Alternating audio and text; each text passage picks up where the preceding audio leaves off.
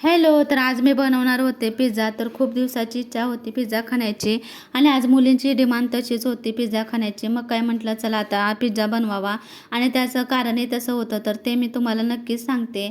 तर pizza base हे मी बाहेर मार्केटमधूनच मागवले होते. त्याच्यावर मी छान असं केचप स्प्रेड करून घेतलं. त्याच्यावर माझ्याकडे ज्या अवेलेबल होत्या त्या भाज्या मी कट करून टाकल्या. त्याच्यामध्ये थोडंसं चीज ॲड केलं आणि छान असा गरम पिझ्झा करून घेतला. त्याला कट मारून घेतला आणि खूप छान असा हॉटेलमध्ये असतो तसा छान असा टेस्टी पिझ्झा बनला होता. तर तुम्ही नक्की एकदा ट्राय करा.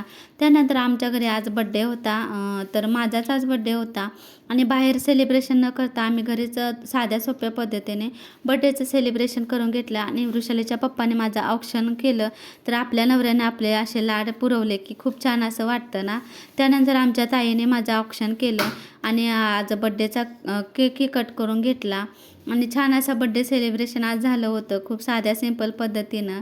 आणि आज जेवणासाठी नूडल्स आणि पिझ्झा होते. तर नूडल्सचा काही मी व्हिडिओ काढला नाही. त्यानंतर फोटोशूटही झालं आणि हे फोटो माझ्या वृषालीने काढले होते.